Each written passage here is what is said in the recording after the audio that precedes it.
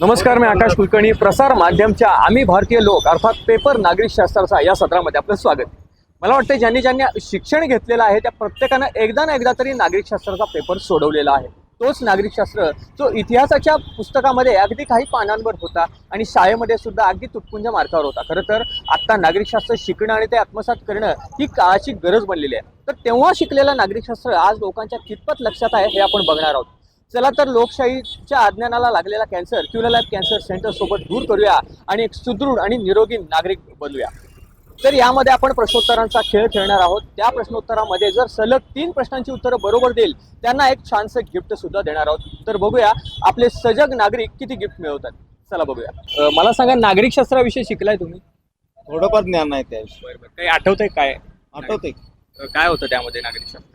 नागरिकशास्त्रामध्ये आपल्या बाबासाहेब आंबेडकरांनी जे लिहून दिलेल्या संविधानाविषयी जे स्थानिक स्वराज्य संस्थांचे नियम वगैरे हे बऱ्यापैकी माहिती आहे मला. बरोबर. अगदी बरोबर आहे तुमचं. तर आपण त्या रिलेटेडच काही खेळ खेळणार आहोत. त्यामध्ये जर 3 प्रश्नांची सलग प्रश्नांची जर उत्तर तुम्ही बरोबर दिलीत तर आम्ही तुम्हाला एक गिफ्ट सुद्धा देणार आहोत. ठीक आहे, खेळूया आपण. चालेल. मला सांगा, महानगरपालिकेमध्ये आपल्या उत्पन्नाचं सोर्स काय आहे महानगरपालिकेचं?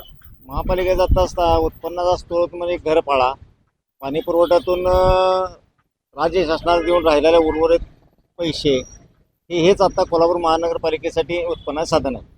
अजून कोणकोणते आहेत? 3 उत्पन्नाचे सोर्सेस आहेत. अजून शासनाकडे मिळणारं इतर जे कर आहेत, व्यावसायिक कर, या करातून थोडंफार उत्पन्न मिळते. एवढे अशी महापालिका सक्षमरित्या चालणे एवढा निधी त्यातून मिळत नाही. बरं. अगदी बरोबर आहे. त्यातलं सगळ्यात महत्त्वाचं उत्तर आहे, महानगरपालिका आपली कर आहे, तो करातून महानगरपालिकेचं उत्पन्न होतं. पहिल्या प्रश्नाचं उत्तर तुम्ही बरोबर दिलेलं आहे. ठीक आहे, आता दुसरा प्रश्न शिक्षणाशी रिलेटेड आहे. मला सांगा, जे सक्तीचं शिक्षण आहे आपल्या नियमानुसार ते कितवीपर्यंत आहे? सक्ती शिक्षण हे 5वी पर्यंत आहे. 5वी पर्यंत आहे. ठीक आहे, अजून एक चान्स घ्या आणि फिक्स उत्तर. 5वी पर्यंत नाहीये, 10वी पर्यंत आहे. खरं ते 5वी पर्यंत रिलेटेड धरलं जाते. आपण महाराष्ट्रातील मराठी म्हणून नाही, ॲक्च्युली उत्तर चुकलेलं आहे. आपण दुसरा प्रश्न विचारूया. ठीक आहे, चालेल. मला सांगा, आमदार जे असतात त्या आमदारांचा फंड हा कुठून येतो?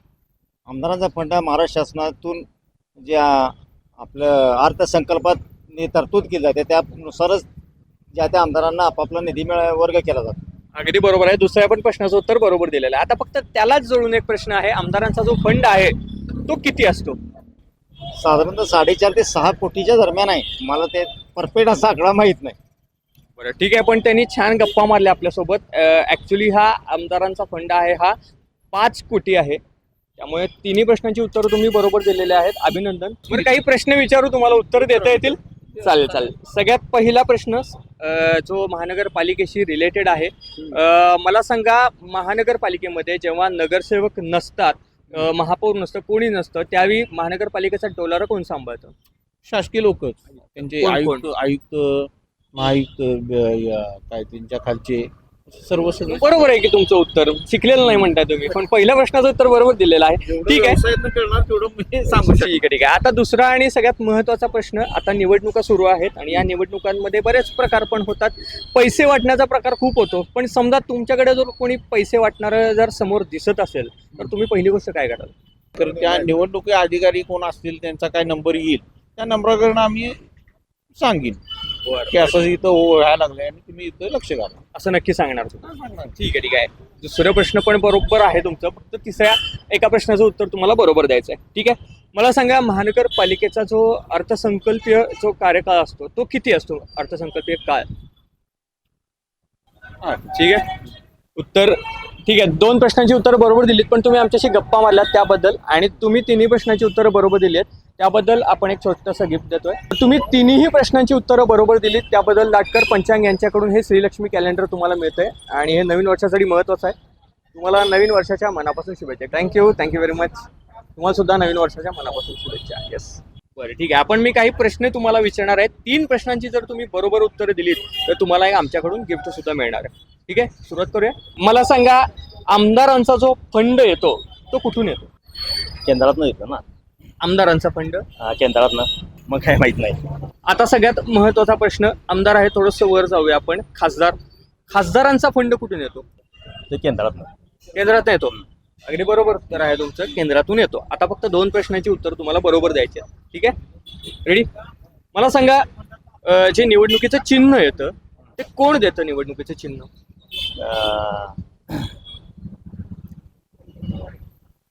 अध्यक्ष देतात. कोण केंद्र के आपलं काय बरं नाव त्यांचे, नार्वेकर काय त्यांचा काय बोला बोला. पास उत्तर? बस, बस. ठीक आहे, आपण त्यांना प्रश्न विचारूया. थोडस मला सांगा, कोण देतं चिन्ह? जे निवडणुकीची जी चिन्ह असतात ती कोण देतं? निवडणूक अधिकारी. निवडणूक अधिकारी म्हणजेच बरोबर आहे, उत्तराजवळ आलेलं आहे. अधिकारी म्हणजेच निवडणूक आयोग देतं चिन्ह. पहिल्या प्रश्नाचं उत्तर बरोबर दिलेलं आहे. तर महानगरपालिकेसाठी तुम्ही मतदान करणार आहात. या महानगरपालिकेचा कार्यकाळ किती वर्षाचा असतो एका नगरसेवकाचा? 5 वर्षाला. 5 वर्षाचा. बरोबर आहे, बरोबर आहे उत्तर, अगदी बरोबर आहे. दुसऱ्या पण प्रश्नाचं उत्तर त्यांनी बरोबर दिलेलं आहे. आता मला एक सांगा, शेवटचा प्रश्न आहे. मला महापौर होणार आहेत आपल्या शहराचे, बरोबर? त्या महापौरांची निवड कोण करतं? नगरसेवक. बरोबर आहे, अतिशय उत्तर बरोबर आहे. तिन्ही प्रश्नाची उत्तरं बरोबर दिलेली आहेत त्यांनी, आणि त्यांनी तिन्ही प्रश्नाची उत्तरं बरोबर दिल्याबद्दल आपण त्यांना एक छोटंसं गिफ्ट सुद्धा देतोय. सर्वप्रथम अभिनंदन. तर हे आहे लाटकर पंचांग यांचं श्रीलक्ष्मी कॅलेंडर, जे आता फार महत्त्वाचं आहे, कारण नवीन वर्ष सुरुवात झालेली आहे. आणि नवीन वर्षाच्या तुम्हाला सगळ्यांना मनापासून शुभेच्छा. एक स्माइल करा फक्त समोर. येस, आपलं नाव? रवी साळोखे. आम्ही तुम्हाला काही प्रश्न विचारणार आहोत, या प्रश्नाची तुम्हाला बरोबर उत्तरं द्यायची आहेत. ठीक आहे? सगळ्यात महत्त्वाचा पहिला प्रश्न शिक्षणाशी रिलेटेड आहे. शिक्षण जे आपण शिकतो ते सक्तीचं शिक्षण कितवीपर्यंत आहे, काय सांगू शकाल? सक्तीचं शिक्षण 12वीपर्यंत शिक्षण पाहिजेलच. नाही, पण जे शासनाकडून जे आलेलं आहे की तेवढं सक्तीचं शिक्षण तुम्हाला शिकलंच पाहिजे, ते कितवीपर्यंत आहे, काय सांगाल? की 12वीपर्यंत 12वी पर्यंत तर चुकलेलं आहे, पण आपण दुसरा प्रश्न विचारूया आपण त्यांना. ठीक आहे, तर हे सक्तीचं शिक्षण हे 8वी पर्यंत आहे. मला एक सांगा, जो आमदारांचा फंड जो येतो तो ती अमाऊंट किती आहे? किती फंड येतो? अमाऊंट किती फंड येतो? 10 कोट. ठीक आहे, तिसरा प्रश्न विचारूया आपण, चालेल? मला सांगा, नगरसेवक जे असतात, नगरसेवक ही कुणाची नेमणूक करतात? त्यांचं रिप्रेझेंटेटिव्ह कोण? ते पब्लिकमधून निवडणूक होते. अतिशय बरोबर आहे. मला सांगा, आता त्याचे महापौर होणार, त्या महापौरांना कोण निवडून देतं? कॉर्पोरेटर म्हणजेच नगरसेवक. नगरसेवक. उत्तर अतिशय बरोबर दिलेलं आहे तुम्ही. अजून तुम्हाला पुढचे जर 3 सलग प्रश्नांची उत्तरं बरोबर दिलीत तर तुम्हाला मी गिफ्ट देऊ. ठीक आहे, मला सांगा, हा जो काही डोलार आहे, नगरसेवक महापौर नसताना आयुक्त सांभाळतात, त्या आयुक्तांची नेमणूक कोण करतं? सरकार. म्हणजेच राज्य सरकार. राज्य शासन. अरे वा वा, दुसऱ्या पण प्रश्नाचं उत्तर बरोबर आहे. आता जरा तिसरा प्रश्न विचारूया आपण. म्हणजे खरंच इथं पेठेची संस्कृती आहे, वाचन संस्कृती भरपूर आहे वाटते इथे, त्यामुळे तिसरा प्रश्न आपण महत्त्वाचा विचारूया. मला सांगा, महानगरपालिका जी आहे त्याच्या उत्पन्नाचे सोर्सेस किती असतात? गाळे देणे आणि काय घरपट्टी, फाळा घरफाळा आणि पाणी.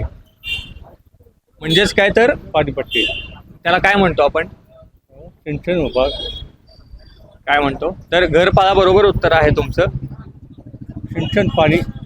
बरं, म्हणजेच काय तर महानगरपालिकेचं जे उत्पन्न होतं हे करामधून होतं, अजून एक आहे तर दंडामधून होतं, जे दंड आपण वसूल करतो त्याच्यातून होतं, आणि फंड जो बाहेरून येतो, अनुदान जे येतं त्याच्यामधून होतं. तर एक प्रश्नाचं उत्तर त्यांनी एक बरोबर दिलेलं आहे, ते म्हणजे कर. त्यामुळे आपण तिन्ही प्रश्नांची उत्तरं ग्राह्य धरूया आणि त्यांना एक छानसं गिफ्ट देऊया. चालेल? मनापासून अभिनंदन, तुम्ही छान उत्तरं दिलेली आहेत आणि त्याबद्दल आम्ही एक छोटंसं गिफ्ट देतोय तुम्हाला. तर तिन्ही प्रश्नांची उत्तरं अतिशय बरोबर दिलेली आहेत, त्याबद्दल लाटकर पंचांग यांचे श्रीलक्ष्मी कॅलेंडर तुम्हाला मिळतंय. एक स्माइल द्या समोर. आणि तुम्हाला नवीन वर्षाच्या मनापासून शुभेच्छा.